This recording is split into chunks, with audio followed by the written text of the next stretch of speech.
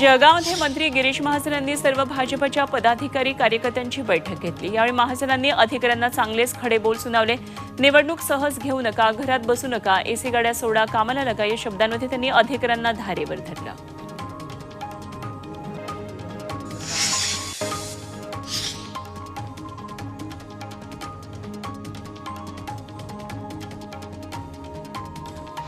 मुंबईतल्या हवेची गुणवत्ता सुधारली आहे। महानगरपालिकेच्या सखोल स्वच्छता मोहिमेमुळे हवेतील धुलीकण आता कमी झालेले आहेत आणि त्यामुळे वायू गुणवत्ता निर्देशांक हा सातत्यानं 100च्या खाली जातोय। काही भागामध्ये हा निर्देशांक जवळपास 70 पर्यंत नोंदवण्यात आला आहे। नाशिक जिल्ह्यातल्या दिंडोरीच्या कादवा सहकारी साखर कारखान्याचा गळीत हंगाम संपला। यंदा 3,29,582 लाख मेट्रिक टन ऊसाचं गाळप झालंय। यामधून 4,100,000 क्विंटल साखरेची निर्मिती करण्यात आली आहे। उत्तर महाराष्ट्रातला ही विक्रमी साखरेची निर्मिती ठरली आहे। याशिवाय अमृत नोनी आर्थो प्लस ये एक प्रूवन फॉर्मूला है। इसमें मौजूद नोनी फल के गुण और आयुर्वेदिक जड़ी बूटियां शरीर को जरूरी पोषक तत्व देने के साथ साथ हड्डियों और जोड़ों के घिसने, उनमें होने वाले सूजन और दर्द को रोकने में मदद करता है। दर्द मुक्त जीवन के लिए अमृत नोनी ऑर्थो प्लस। 3,63,000 लिटर इथेनॉल आणि 33 लाख लिटर स्पिरिटची ही निर्मिती करण्यात आली आहे।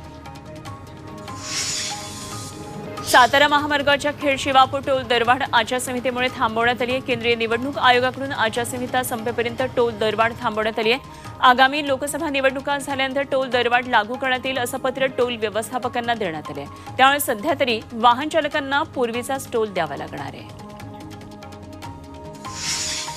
मनमाडमध्ये नांदगावकडे जाणाऱ्या मार्गावरील स्ट्रीट लाईट अनेक महिन्यांपासून बंद पडले, त्यामुळे सर्वत्र अंधाराचं साम्राज्य पसरलं। अपघाताचं प्रमाण वाढलं, त्यामुळे तातडीनं हे पथदीप सुरू करण्याची मागणी नागरिक करतात।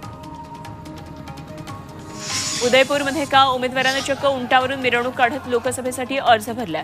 भारतीय आदिवासी पार्टीच्या प्रकाशचंद्र भूत हा उमेदवार उंटावर बसून जोरदार शक्ती प्रदर्शन करत कार्यालयामध्ये पोहोचला। यावेळी बघ्यांची गर्दी जमली होती। वसई विरारमध्ये बॉयलर कोंबडीचे भाव वधारलेत। 15 दिवसांपूर्वी 180 रुपये किलो दरानं विकली जाणारी कोंबडी आता वसई विरारमध्ये थेट 270 रुपयांवर पोहोचली आहे। राज्याच्या विविध भागात उकाडा वाढल्यानं मासळीचे भाव गगनाला भिडले। त्या अनेकांना चिकन घेणं परवडत होतं, मात्र आता चिकनच्या दरामध्येही वाढ झाली आहे। त्यामुळे सर्वसामान्य नागरिकांच्या खिशाला त्याची झळ बसतीये। मुंबईत कुर्ला परिसरात धनराज मॉलजवळ झाड कोसळलं। सुदैवाने या घटनेमध्ये कुठलीही जीवितहानी झाली नाही, मात्र यात एका बाईकचं नुकसान झालं। दरम्यान अग्निशमक दल आणि पालिकेच्या अधिकाऱ्यांकडून हे झाड हटवण्यात आलं।